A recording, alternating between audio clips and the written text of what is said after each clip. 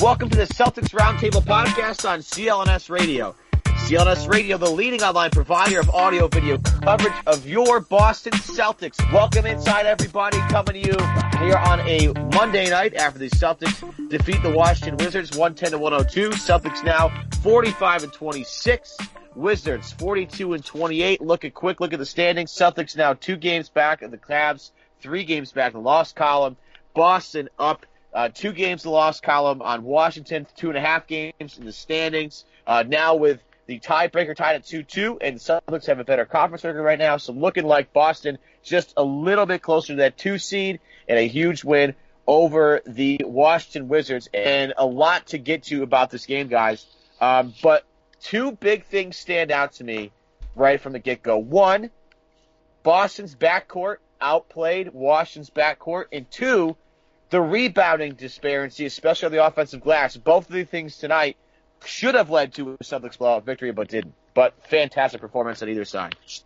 Agreed. I thought the Celtics played with a ton of energy this game. They got down a little bit early, but they just kept coming and put together a good 30 minutes of basketball, right in the middle of that game, to really put the game pretty much out of reach. The Wizards made a late run, but I was still pretty confident that the Celtics had done enough to win that game. Guys, I wish we could be enjoying this a little bit more, but the refereeing just left a bad taste in my mouth. It was just too much referees this game. Yeah, coming down the stretch, lately the Celtics have had struggles closing out teams anyway, and then the refs just kind of compounded that with what happened at the end of the game. But the C still won, though. I know we can harp on the refs all day. I'm just not going to. There are still good things to happen in this game, regardless of the refereeing time. You're right. This is a Celtics team that needed this win, guys. I know you want to focus on the referees, but Boston had to win this game. They're looking at the 2 seed. They need the 2 seed because they're way better at home. They're 24-9 at home. They're a very good home team, and they might see this Washington team again. They'd rather have them 4 games in your building instead of 4 games in theirs. This was a massive win. As you look at the rest of the schedule for Boston, it's pretty easy. There are 2 tough games. This one and the game against Cleveland. Oh, yeah, definitely. This was definitely a huge win because the Wizards have become the Celtics' biggest rival for that 2 seed. Obviously they're in 3rd place right now, but they were in 2nd place for a little bit, and the Wizards actually were on a hot streak and were in the 2nd spot for a little bit there. So, like you said, you want that home crowd in your favor. You want Game 7 on your home court. Role players play better at home. That's as true as any sport in the NBA. Role players play better at home, and with a bench as deep as the Celtics, you want your players at home where they're comfortable. Yeah, the Celtics are pretty firmly in the driver's seat right now, being a couple games or 2.5 games up, and with an easier schedule. And right now, I think Evan said that they'd have the tiebreaker. So yeah, we're not going to harp on the rest anymore. This was a huge win for the Celtics. They played with a ton of energy. Anytime you out-rebound, or at least anytime the Celtics out-rebound the opponent, you know they're going to play well. No exception on Monday night. It looked like that they had this game circled. I was kind of surprised that Washington didn't put up more of a fight, actually. And although there was a little bit of a weird slip-up late in the game with Kelly Oubre hawking Isaiah Thomas a little bit and perhaps some questionable calls from the referees, Marcus Smart made 2 huge plays down the stretch to put the game away. Yeah, all-around impressive win from the Celtics. I like to see the defense continue this hot play as of late. Yeah, they did a really great job, forcing Washington to a lot of tough looks. Now, Washington has some interesting counters for that. I thought is it Markieff Morris that's on Washington? Yeah. Okay. So Keith, I thought, was an interesting guy against Boston. He had a bunch of open looks from 3 tonight and didn't bear them. He was 1 of 6. But this is a team that when they switch well, they're really, really unbelievably good at defense. They really, 28-19, 28-27, those are pretty solid defensive quarters against a team in Washington that has a lot of offensive firepower. Now, I think, Washington left a lot on the floor, and Boston could have easily let this game slip away, but they didn't. They never felt really like they were not in the driver's seat in this game, with the exception of the first couple of minutes where they were feeling each other out. But, the backcourt for me, Avery Bradley makes a difference. I don't think he was there in the last game they had against Washington, and maybe 2 games ago. But having Avery Bradley to lock up a guy like Bradley Beal and be able to switch on a guy like John Wall, that's very valuable. 20 points tonight, came out of the first quarter shooting the ball hot, 9 rebounds, 4 assists, and it looked like the vision was a little bit surprising for me. Held Bradley Beal to 6 out of 15. Avery Bradley made a big difference tonight. You know what's to me, like, not to Celtics fans and not to a lot of hardcore fans, but around the league, I feel like Avery Bradley is still an underrated player. Like, he goes out there, he's an awesome defender. He's improved his 3-point shot. He's probably one of the best on-ball perimeter. He's one of the best on-ball perimeter defenders in the league. He's extremely smart. We've talked about it all season. He's improved his playmaking, and he's still only 26 or something like that. Like, he's still pretty young. Like, I still think he goes a little bit under the radar amongst fans and stuff around or from other teams. Well, I feel like anybody can have that excuse with some other player on some other team. Like, this is a Celtics squad that relies a lot on what Avery Bradley does, and a lot of what Avery Bradley does lately, getting rebounds and locking up defenders doesn't get a lot of attention unless you watch the game. If you listen to a lot of guys that he covers on the NBA, they all very quickly point to how good defensively he is. I think it was Kyrie. That's Kyrie. That's Kyrie. Kyrie that said he was the toughest guy. It was Bradley. Bradley was fantastic that last defensive play against Kyrie. It was spectacular. Kyrie had all these moves, and every time he made a move, Avery was right there. It was pretty phenomenal for Avery to come in cold like that and defend literally the hardest guy there is to defend in the NBA in that kind of situation, and make Kyrie, who's an all-world, a guy with the ball in his hands, look pretty silly. He's been playing great. He's been having his best stretch of the season, I think.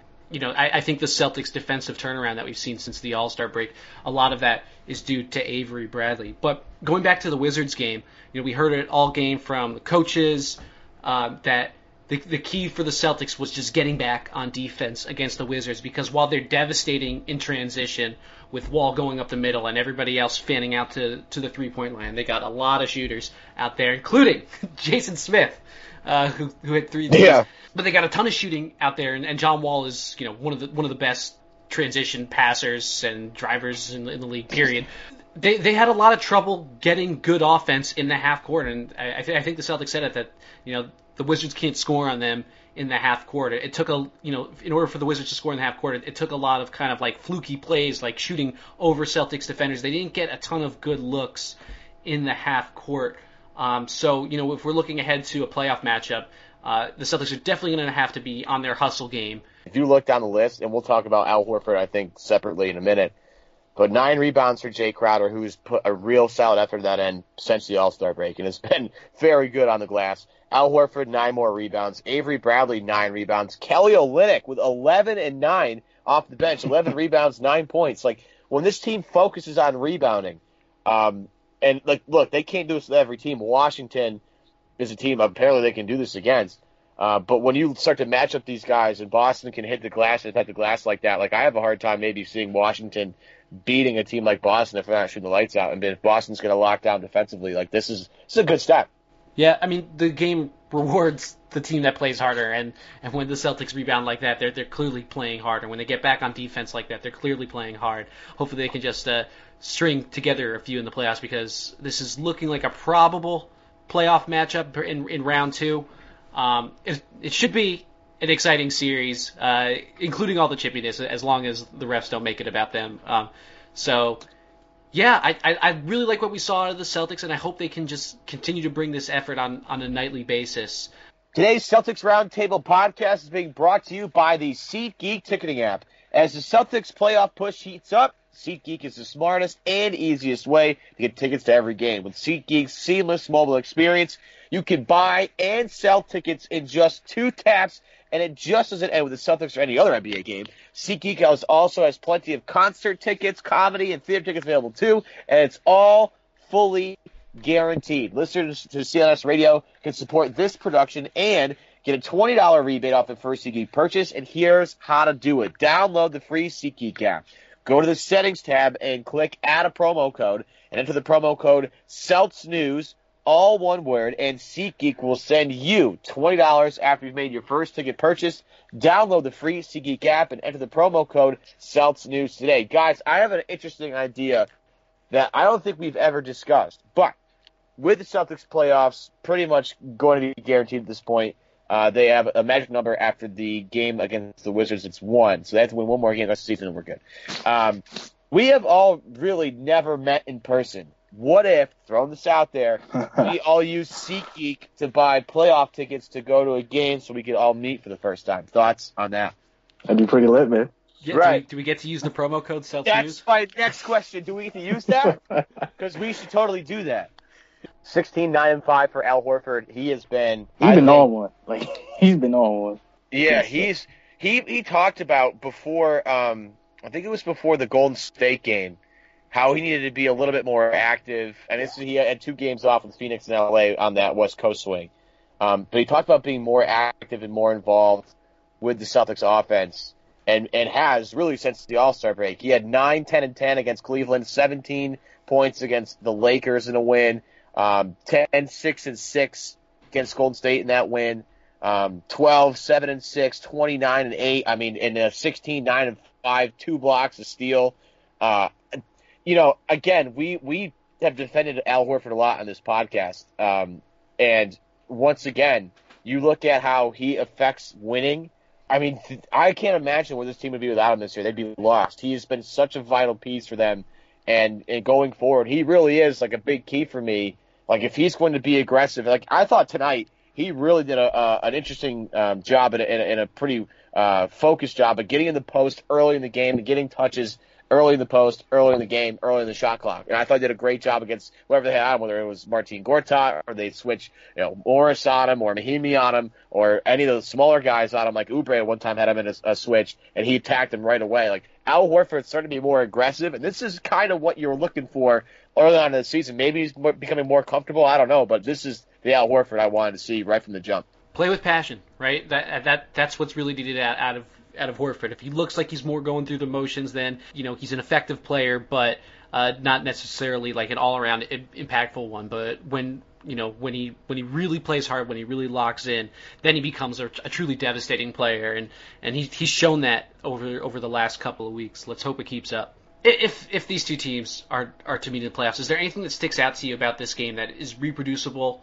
for the Celtics, or do you see any potential problem? Let me tell you, like, I'm surprised that John Wall only shot the ball a limited amount tonight. He only shot the ball 10 times. I find that really weird, considering it looks like it's a mismatch when he has Isaiah on him. Like, I don't know how the hell he only shoots 10 times. He's clearly, like, he's such a tough cover for, I think, a lot of teams, almost every team. Yeah, John Wall's a mismatch for, like, literally just about anybody in the league without fast. So how does he only shoot 10 times? He doesn't have like a post game like Marcus Smart. You can't dump it to him in the post. Maybe that's something they'll go to in the playoffs, but they sure did. They didn't exploit it really too much in the Celtics game, despite the huge size difference. I mean, a couple times Wall went at him, but I don't know if that's a sustained formula for success. I mean, part of the beauty of having Al Horford out there is that he's got quick enough feet, and he's a good enough defender that he's able to sort of corral John Wall on those high pick and rolls. So, for me, I think if the Celtics do a good enough job limiting him in transition, he's not going to kill Isaiah, I don't think. But yeah, I mean, it makes a lot of sense if you can keep this Washington Wizards team is so dangerous in transition that after the first 3 minutes of game, Brad called a timeout to remind the team how dangerous they were in transition because they had a couple of easy buckets. Yeah, sure. But you live with John Wall shooting. Yeah, you live with it. You just can't let him get around you. How do people keep him from going to the basket? He's just so quick. Well, it's a team so effort. fast. I mean, I thought Al Horford and Isaiah Thomas just did a really good job with it. I mean, obviously, he's going to have better games than going 4 for 10 for 16 points. He's a guy that you just got to corral. The problem is that they have so many shooters, and Gortat's a real good roller that when he's really on his game, there's not too much you can do, especially when he's hitting his jumper. But yeah, you're right. He's got to be a little bit more aggressive in looking for his own shot.